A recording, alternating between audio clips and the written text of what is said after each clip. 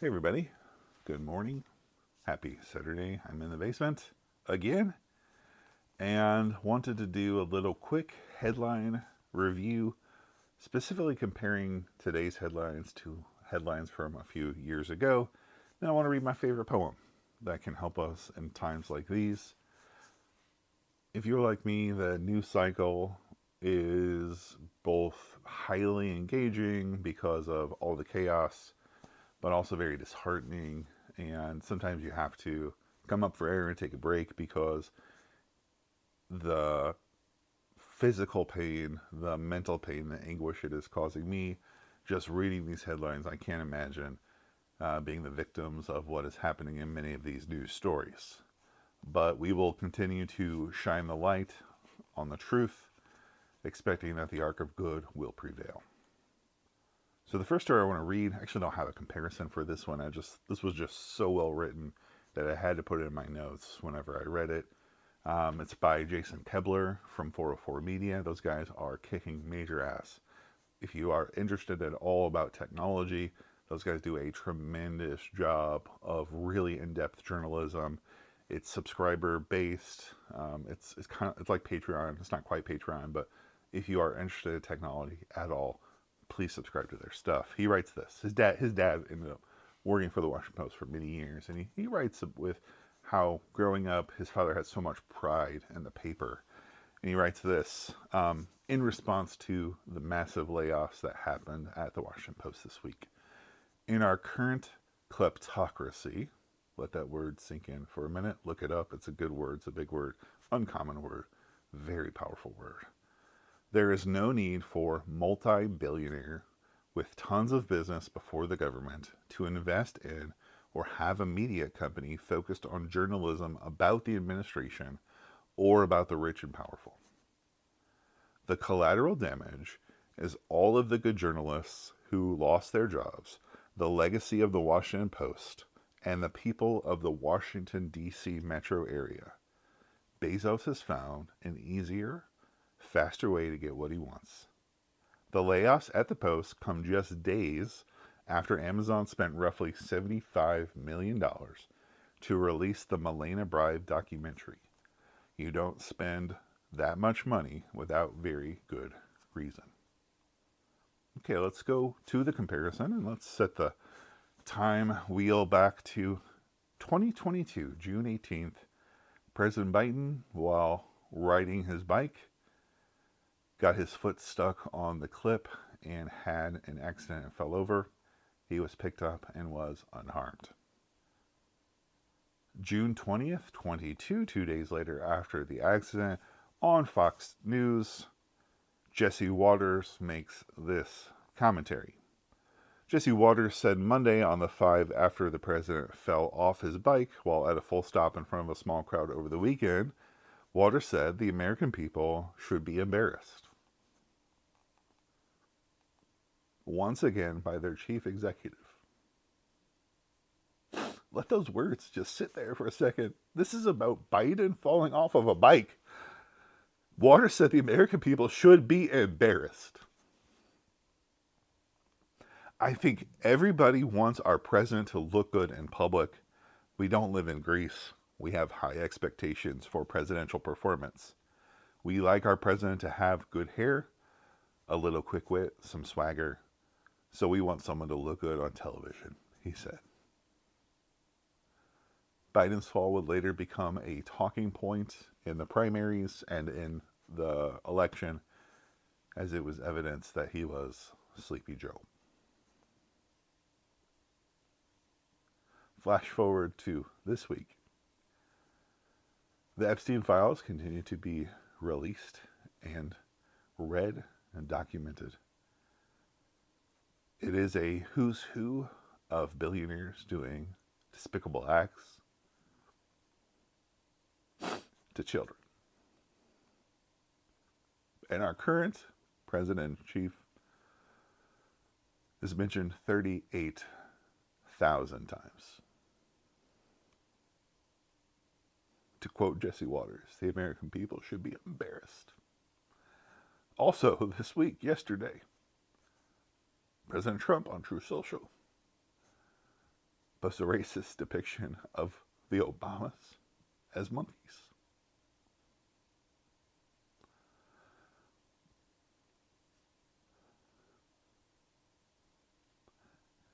Sorry, this just hits. The American people should be embarrassed. Maybe it's time to be a little bit more than embarrassed. Let's go back to July of 2020.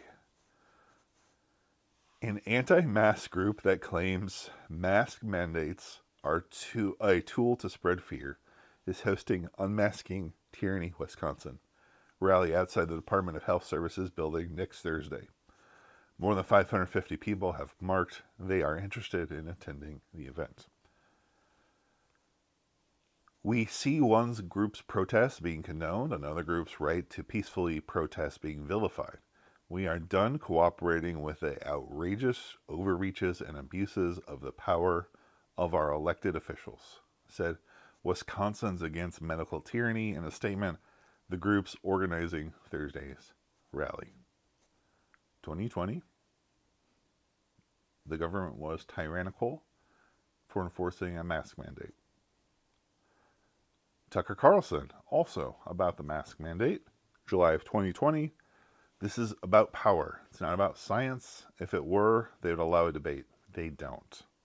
Ron DeSantis, no mandate is going to be forced on people. It is wrong.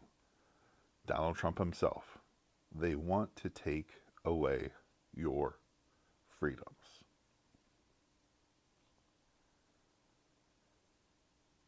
Flash forward to this week. Trump, 2025. Sorry, I think this was last week.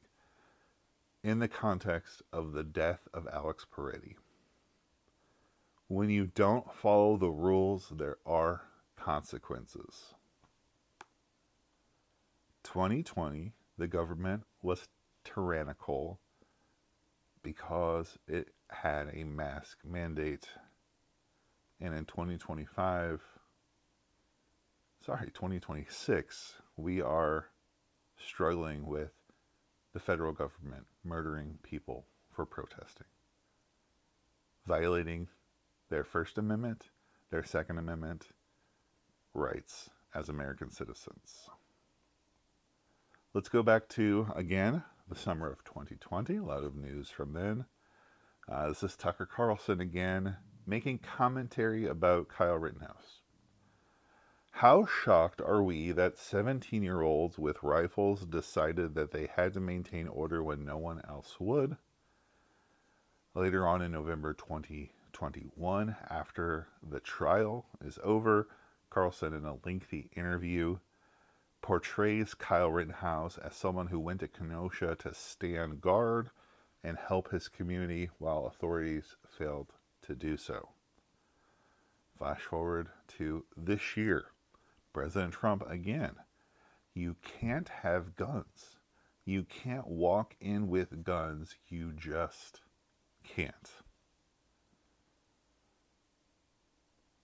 Other topics this week is the nationalization of the elections. Steve Bannon.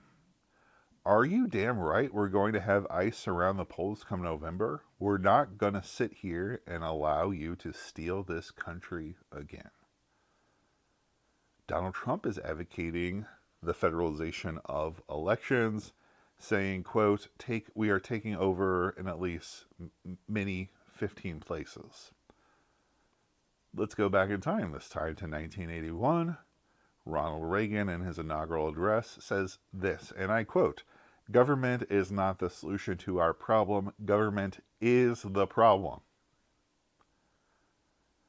Ronald Reagan, in the campaign of the election, says in 1980, I believe in states' rights. 1987 State of the Union, freedom is best nurtured when government is closest to the people, meaning not the federal but the state level. Mike Johnson, June 30th, 2021, yes, that Mike Johnson says this, it is outrageous to see the federal government fighting back against these common sense reforms. The federal government should not be telling states how to run their electoral process. If you think any of this stuff is about the election or having fair elections, it's time to wake up and see the lies. So what do we do? What do we do about this stuff, right? We're one person. What can we do? I think I'm in a couple ways. One, there is immediate action, which I highly encourage everyone to do. Protest, walk out, litigate, stand up, speak, march, all of those things. Continue to do those things. But I also think there is some power in seeing the long view, because this is temporary. And as painful it is, and I fully want us to fight, right? Fight back, right? If you have a voice, speak up. Personally, we are trying to weigh how do we use our money to vote, with our feet, that type of concept. How do we avoid Amazon as much as possible? How do we avoid Target as much as possible? How do we find places that are good businesses, fighting right causes? How do we spend money with them? Protesting, those types of things we are doing. And honestly, we are just talking about this stuff every single day. Our kids are engaged also with this type of stuff, like talking about it. Like, we don't have all of the answers about what to do. We're trying to figure it out, I think, along with everybody else. Like, how do we stand up for this type of stuff? So I want to keep fighting in the near term, very much so, because we have to stop this. This is crazy. But also, take the long view is also beneficial, to say that this is a temporary thing. This is a temporary president. This is a temporary issue, and while painful and devastating, it won't be this way forever. I think it was Dick Durbin yesterday. Basically had a speech on the floor that said to the effect of, the term will run out, but the legal limits of these issues are not up, and that everything will be prosecuted. So keep fighting right now. But I wanted to read a little bit from Wendell. He's a poet, and he writes what I would say a little bit about the power of the big picture thinking, long-term thinking, that, to quote the George Harrison album, this too shall pass type of thing. But he writes, this is my favorite poem. It's called Damn, am I going to cry about this? I might. It's called The Manifesto of the Mad Farmer Liberation Front. I'm reading it from the Selective Poems of Wendell, but I think this was published a lot, and it's all over online. And man, it again, to quote my son, it hits, right? So he writes this: love the quick profit, the annual raise, vacation with pay. Want more of everything ready-made. Be afraid to know your neighbor and to die, and you will have a window in your head. Not even your future will be a mystery anymore. Your mind will be punched in a card and shut away in a little drawer. When they want you to buy something, they will call you. When they want you to die for profit, they will let you know. So friends, every day, do something that won't compute. Love the Lord, love the world, work for nothing, take all you have, and be poor. Love someone who does not deserve it, denounce the government, and embrace the flag. Hope to live in that free republic for which it stands. Give your approval to all you cannot understand. Praise ignorance for what man has not encountered, he has not destroyed.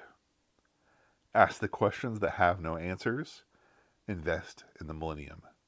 Plant sequoias. Say that your main crop is the forest that you did not plant. That you will not live to harvest. Say that the leaves are harvested when they have rotted into mold. Call that profit. Prophesy such returns. Put your faith and the 2 inches of hummus that will build under the trees every 1,000 years. Listen to carrion. Put your ear close and hear the faint chattering of the song that are to come. Expect the end of the world. Laugh. Laughter is immeasurable. Be joyful, though you have considered all the facts. So long as women do not go cheap for power, please women more than men. Ask yourself, will this satisfy?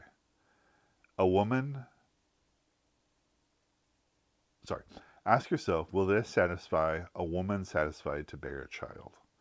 Will this disturb the sleep of a woman near to giving birth? Go with your love to the fields. Lie easily in the shade. Rest your head in her lap. Swear allegiance to what is nighest your thoughts. As soon as the generals and the politicos can predict the motion of your mind, lose it. Leave it as a sign to mark a false trail, the way you didn't go. Be like the fox, who makes more tracks than necessary, some in the wrong direction. Practice resurrection.